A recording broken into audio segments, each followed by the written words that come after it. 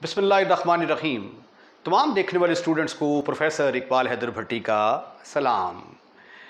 My dear students, हम intermediate part 2 का chapter number 2 differentiation कर रहे हैं और उसकी पहली 8 एक्सरसाइज को ख़त्म कर चुके हैं हम। अब हम जो है डिफरेंशिएशन उसकी एप्लीकेशन की तरफ जा रहे हैं। एक्सरसाइज 2.9 की तरफ हमने जाना है और उसके लिए वहाँ तक पहुँचने के लिए कुछ इम्पॉर्टेंट चीज़ें जो हैं उनको डिस्कस करना बड़ा ज़रूरी है।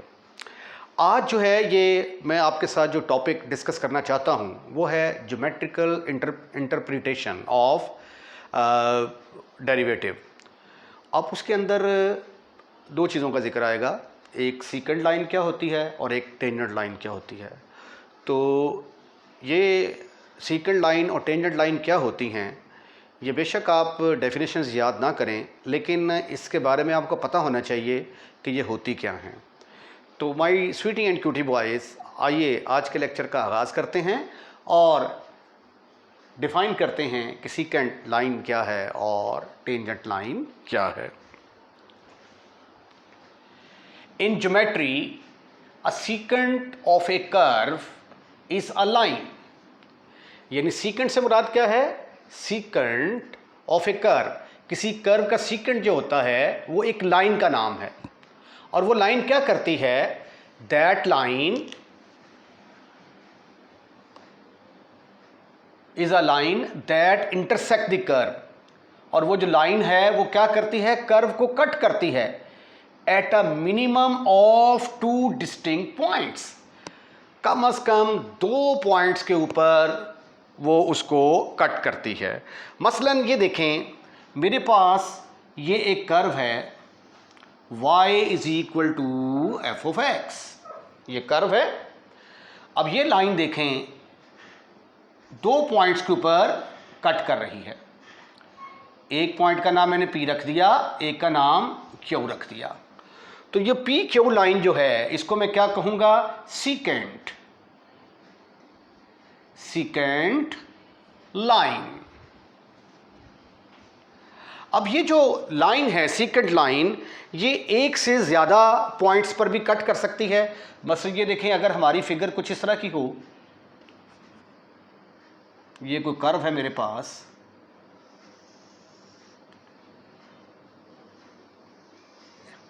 ये देखें ये कर्व है। अब ये एक लाइन है, इसने इसको कितने मुकामात पर कट किया?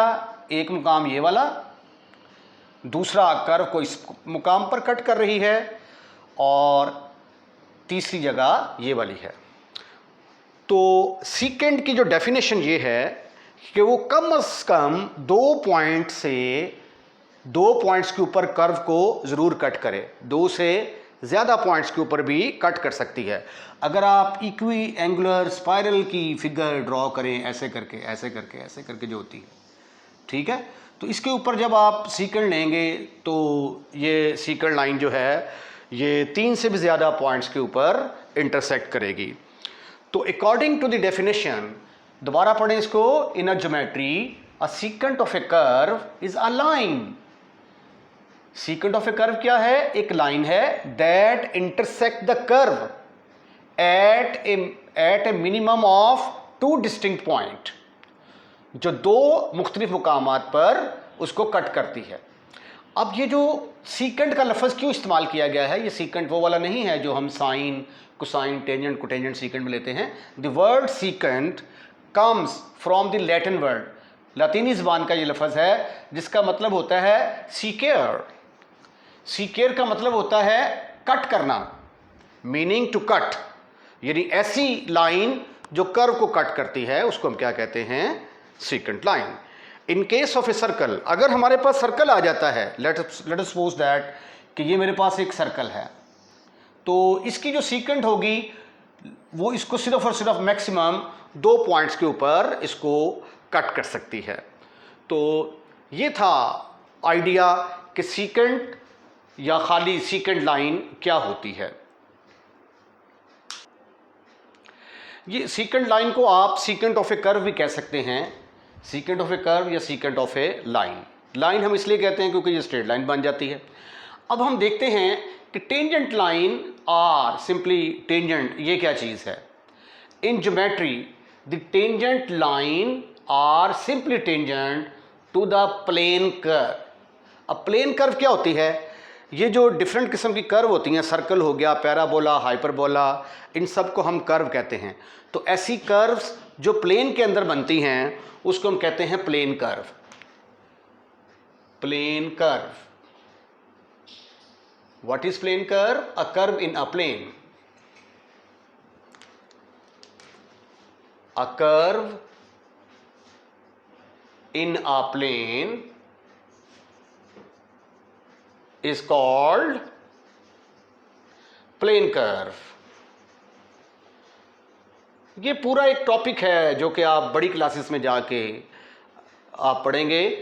फॉर एग्जांपल इसके अंदर सर्कल जो है, एलिप्स आ जाती है,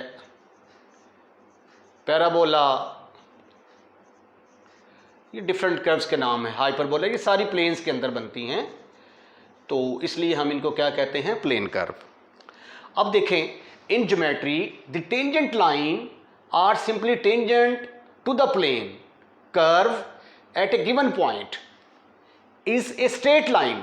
यानी टेंजेंट लाइन क्या है? एक स्ट्रेट लाइन का नाम है। मतलब फर्ज कर गया कि ये मेरे पास कोई एक कर्व है एक्स वाई प्लेन के अंदर,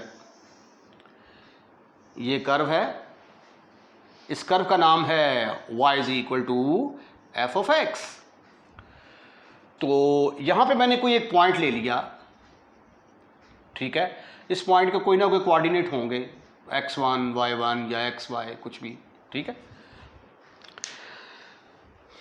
इन a geometry the tangent line are simply tangent to the plane curve. यानी प्लेन कर्व के ऊपर टेंजेंट, ये क्या चीज है? ये एक स्ट्रेट लाइन है। ये क्या है? एक स्ट्रेट लाइन है। ये देखें, ये एक स्ट्रेट लाइन है।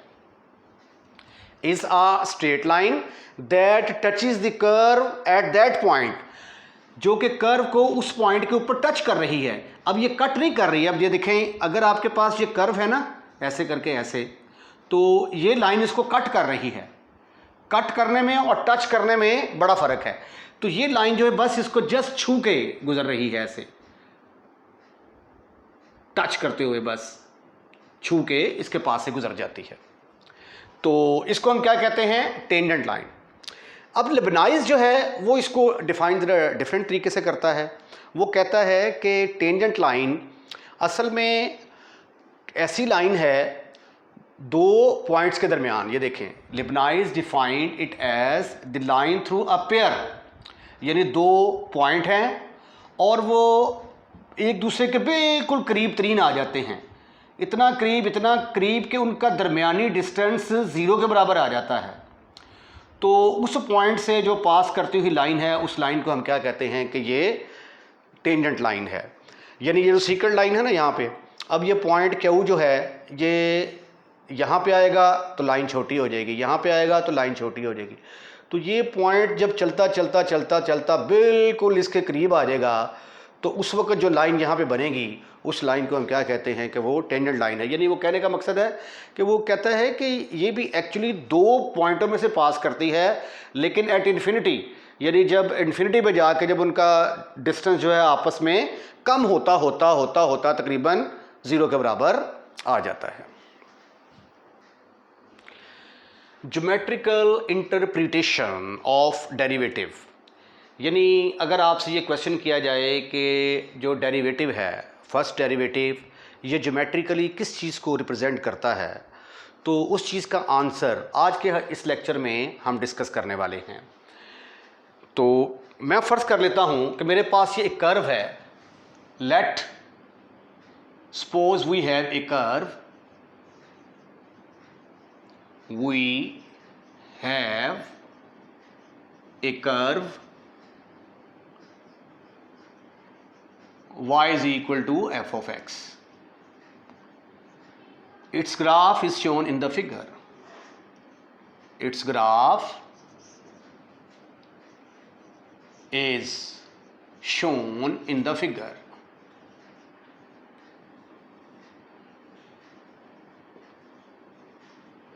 ये मेरे पास एक कोई फंक्शन है y is equal to F of X, ये उस फंक्शन का ग्राफ मैंने सपोज कर लिया कि वो ये कर्व है।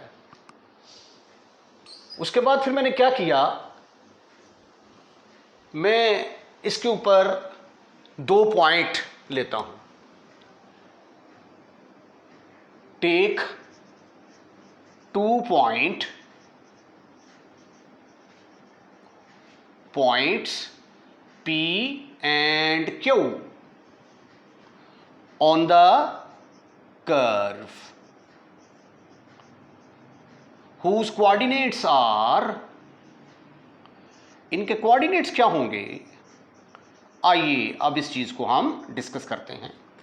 एक्स वाई प्लेन के अंदर कोई भी पॉइंट जब हम लेते हैं तो उस पॉइंट को हम रिप्रेजेंट करते हैं P, P के कोऑर्डिनेट होंगे x, y, यानी पहली x की टर्म और दूसरी y की टर्म। यानी इससे मुराद क्या होता है कि यहाँ से अगर मैं परपेंडिकुलर ड्रॉ करता हूँ ना ऐसे करके, तो इसका मतलब है कि यहाँ से लेकर यहाँ तक ये जो डिस्टेंस है ये x को रिप्रेजेंट करता है और ये जो हाइट है ये वाली ये y के बराबर आती है। ठीक है, तो यानी दूसरे लफ्ज़ों में x अगर यहाँ पे आ जाता है 2, 3, तो इसका मतलब है कि x एक्सिस के लॉन्ग मैंने 1, 2 यूनिट फासला तय किया और y एक्सिस के लॉन्ग 1, 2, 3 यूनिट फासला तय किया। पहली वैल्यू x की और दूसरी वैल्यू y की। ये जो है ये इसकी चौड़ाई को और ये इसकी ऊंचाई को रिप्रेजेंट करती है।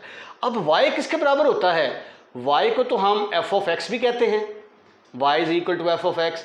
तो फिर y की जगह पे f ऑफ x को पुट करूंगा तो पॉइंट के कोऑर्डिनेट आ जाएंगे x, f of x। f of x मुराद एक्चुअली y ही है।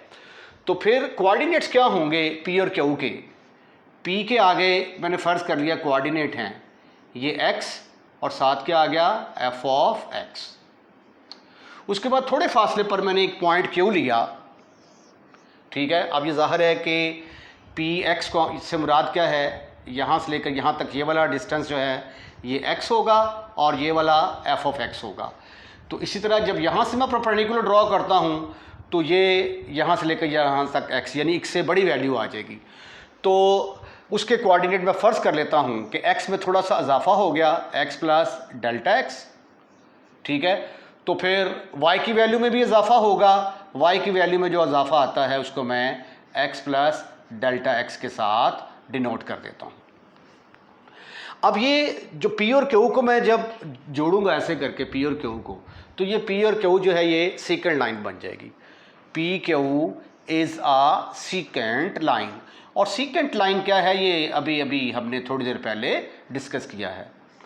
अब मैं इस लाइन का स्लोप देखना चाहता हूँ, what is the slope of this line. अब स्लोप क्या होता है, कोई भी लाइन जो है, what is the slope of A line. वैसे तो ये चैप्टर नंबर 4 के अंदर हम डिटेल के साथ डिस्कस करेंगे स्लोप ऑफ ए लाइन क्या होता है। If A line L makes an angle alpha with positive x-axis, then slope of the line is, slope or gradient भी कहते हैं इसको भाई, slope or gradient of a line is, उसको हम m के साथ डिनोट करेंगे और अल्फा के साथ टेंजेंट लगा देंगे। यानी ये देखें ये एक लाइन है, ये x एक्सिस के साथ एंगल अल्फा बना रही है, तो अल्फा के साथ टेंजेंट लगा दिया तो ये बन गया टेंजेंट अल्फा। अब टेंजेंट किसके बराबर होता है, perpendicular over base, perpendicular over base. तो दूसरे लफ्ज़ों में ये क्या है, हाइट ओवर ये इसकी जो ना ये हाइट बन रही है ना, ये हाइट है vertical distance divided by horizontal distance. तो अब ये देखिए यहाँ पे ये जो लाइन है, ये जो पी क्यू लाइन है, ये इसके साथ कोई ना कोई एंगल बना रही होगी। तो मैंने फ़र्ज़ कर लिया कि ये जो लाइन एक्स एक्सिस के साथ एंगल बना रही है ये एंगल अल्फ़ा है। Let P Q secant line makes an angle alpha with positive x-axis।